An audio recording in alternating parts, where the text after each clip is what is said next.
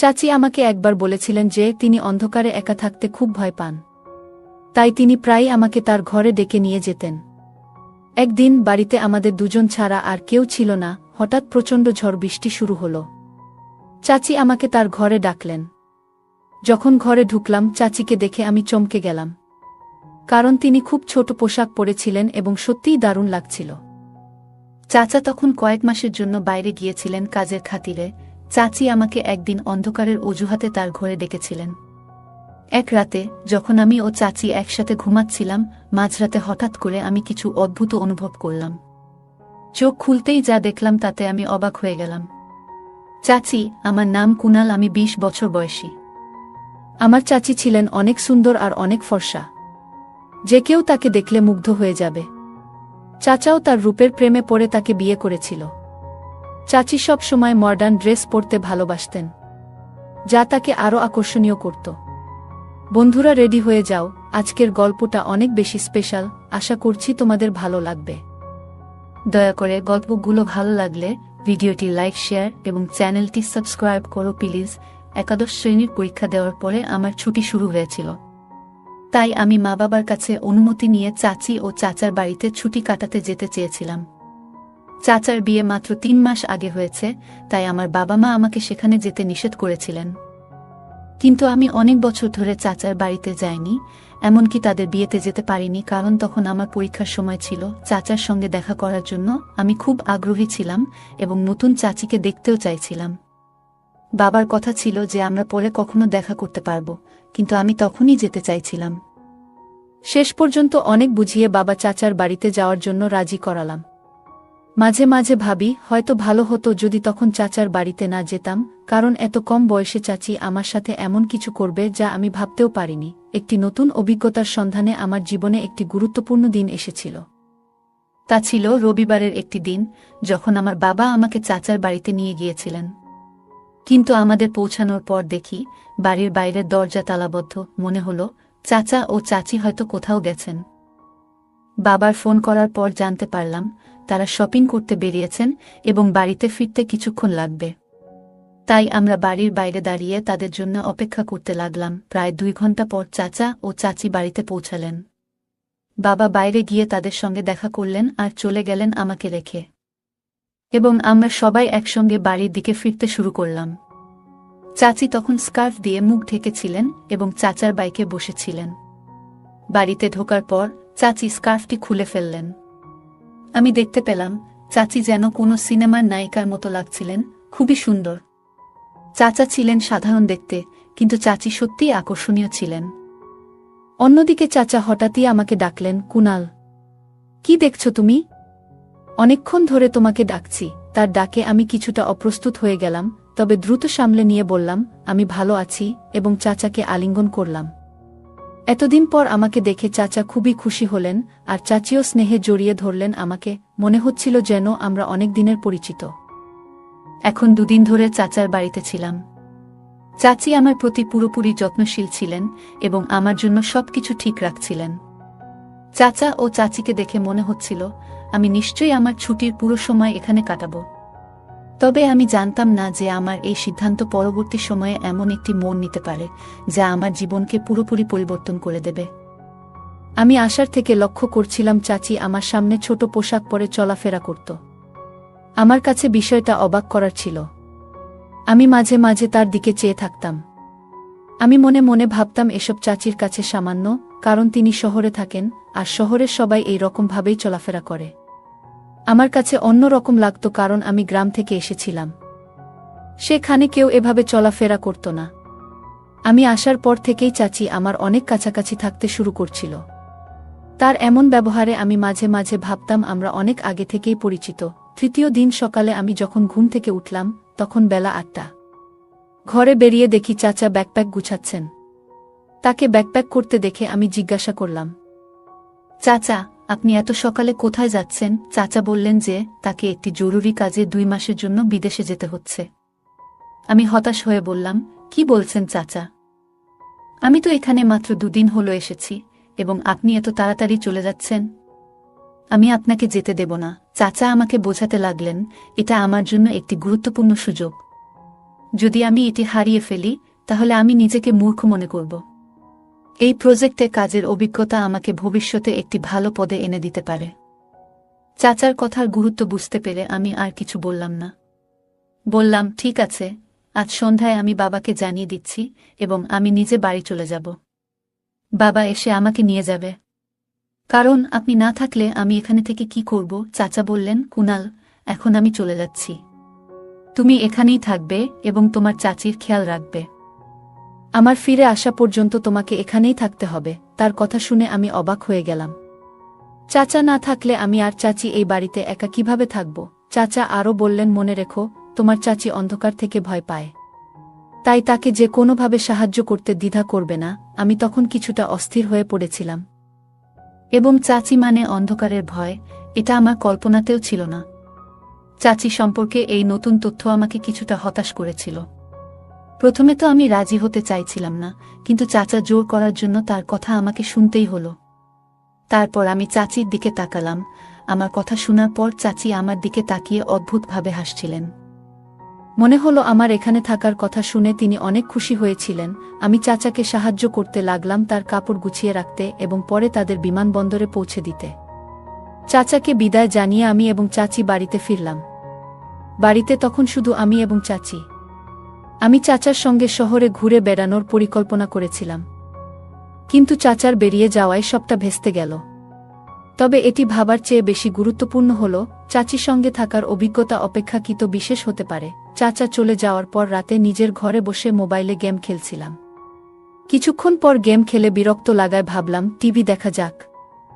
তাই বসার ঘরে গিয়ে টিভি চালিয়ে বসলাম। একটু পর চাচি এসে হেসে বললেন, কিরে কুনাল, চাচা চলে যাওয়ার পর কি তোমার এই বাড়িতে মন বসছে না? চাচি আমার পাশে এসে বসে গল্প করতে থাকলেন। তার কথাগুলো শুনতেও আমার অনেক ভালো লাগছিল।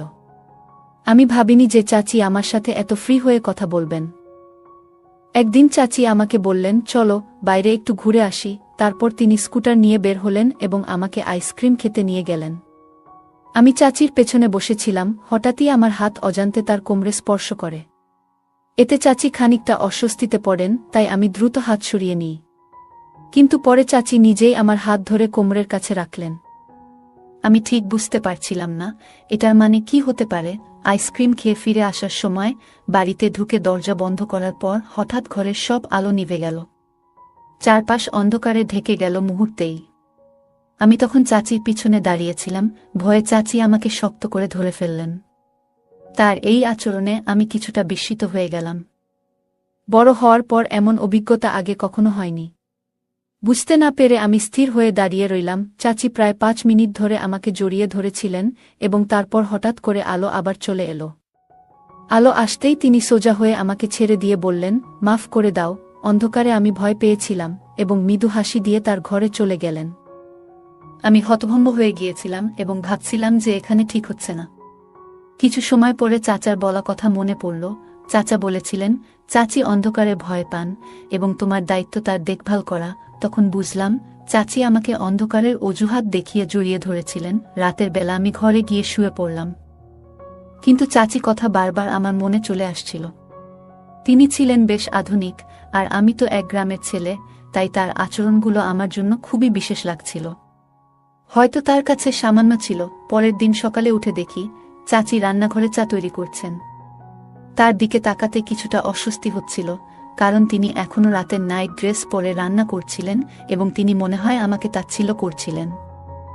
যখন আমি পানি পান করতে কিচেনে গেলাম, তখন চাচি আবার আমাকে জড়িয়ে ধরলেন।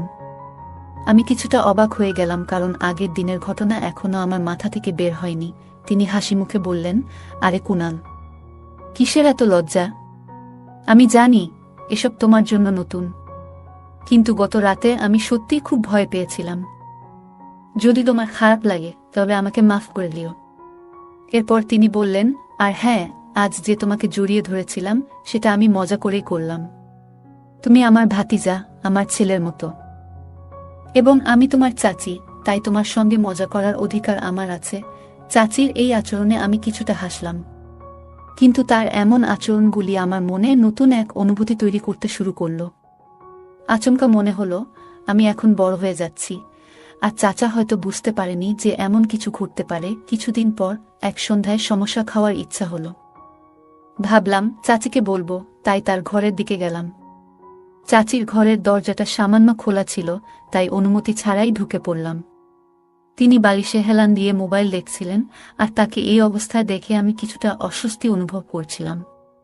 দরজার কাছে দাঁড়িয়ে আস্তে করে তাকে ডাকলাম, কিন্তু তিনি শুনলেন না। মোবাইলে মনোযোগ থাকার কারণে আমার ডাক তার কানে পৌঁছায়নি। একটু সাহস সঞ্চয় করে ধীরে ধীরে তার পাশে গিয়ে দাঁড়ালাম। আমি যখন চাচির মোবাইলের দিকে তাকালাম, তখন চোখ কপালে ওঠার মতো অবাক হলাম। যা দেখছিলাম তা আমার কাছে একদম নতুন ছিল।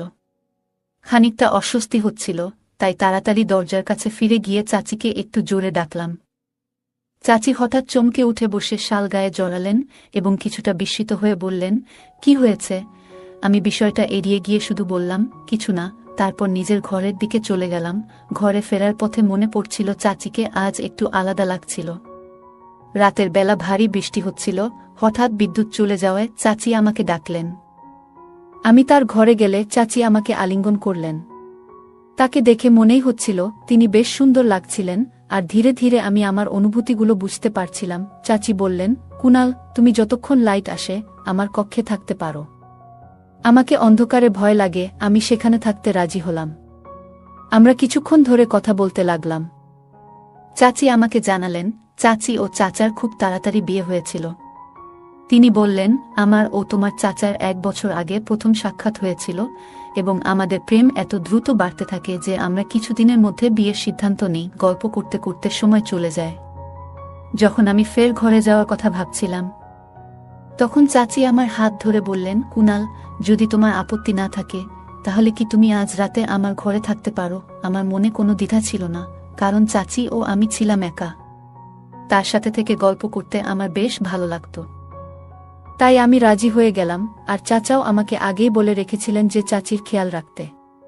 সারা রাত বৃষ্টির আওয়াজ চলছিল এবং আমি ঘুম থেকে উঠে দেখলাম চাচি অত্যন্ত আনন্দিত, যা আগে কখনো আমি তার মুখে দেখিনি। ব্রেকফাস্টের সময় তিনি আমাকে বলছিলেন, এখন বৃষ্টির দিন, তাই তুমি আমার ঘরে থাকতে পারো। চাচি আমাকে বলেছিল, যদি তোমার কোনো সাহায্য প্রয়োজন হয় তাহলে বিনা দ্বিধায় জানাতে পারো। রাতে আমরা গল্প করছিলাম, কিন্তু হঠাৎ করেই আমার শরীরটা একটু খারাপ লাগতে শুরু করল।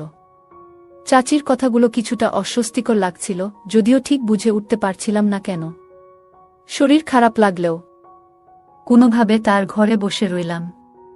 এখানে আসার পর থেকে চাচি আমাকে রোজ রাতে 1 গ্লাস করে দুধ পান করতে দিতেন, আর আজও তিনি দুধের গ্লাস নিয়ে আসলেন। আমি খেতে খেতে গল্প চালিয়ে যেতে থাকলাম। একসময় অজান্তেই ঘুমে ঢুলতে শুরু করলাম, আর কিছুক্ষণ পর ঘুমিয়ে পড়লাম। চাচির সৌন্দর্য যেন মনে গেঁথে যাচ্ছিল, তবে মনেও নানা রকম চিন্তা ভিড় করছিল। তার পরের দিন এর কথা মনে একটা অদ্ভুত অনুভূতি হচ্ছিল যখন দেখলাম চাচি বাইরে গেছেন আর তার ফোনে বারবার কল আসছে। হঠাৎ পেটে আবার ব্যথা শুরু হলো। আমি তখন বাবাকে ফোন করে জানালাম যে বাড়ি ফিরতে চাই। বাবার কথায় চাচি কিছুটা বিরক্ত হয়ে বললেন, কি, তোমার চাচা কি তোমাকে বলেনি যে আমাকে দেখতে হবে? এখনই যেতে পারবে না? চাচির কথা শুনে আমি কিছুটা হতবাক হয়ে গেলাম। কোনো সম্পর্ক আর কি দেখার কথা, সবকিছু যেন জট পাকিয়ে গেল। আমি যখন বিষয়টা জানতে চাইলাম, তিনি বললেন, আমি জানি না, তবে তোমার এখানেই থাকতে হবে। চাচি আমাকে যেতে না দেওয়ার জন্য জোর করছিলেন, কিন্তু পেটের ব্যথা ততক্ষণে বেড়েই চলেছিল। এই অবস্থায় আমি বেশ অস্থির হয়ে উঠেছিলাম, কারণ ব্যথাটা কমার কোনো লক্ষণ ছিল না। চাচি প্রতিদিন নতুন কোনো কিছুতে নিজেদের আনন্দিত রাখার চেষ্টা করছিলেন, কিন্তু আমি বুঝতেই পারছিলাম না কেন আমি এমন অনুভূতি পাচ্ছিলাম। এমন অভিজ্ঞতা আমার জন্য নতুন ছিল। চাচা বাইরে গেছেন প্রায় 1 সপ্তাহ। সন্ধ্যা 7টায় বাড়ির বেল বেজে উঠল। আমার হৃদয় টনটন করতে লাগল। আমি দেখলাম চাচি আমার উপর হাত দিয়ে ঘুমিয়ে আছে। বেল লাগাতার বেজে চলছিল, ফলে চাচি দরজা খুলতে গেলেন। দরজা খুলতেই পুলিশ দাঁড়িয়েছিল।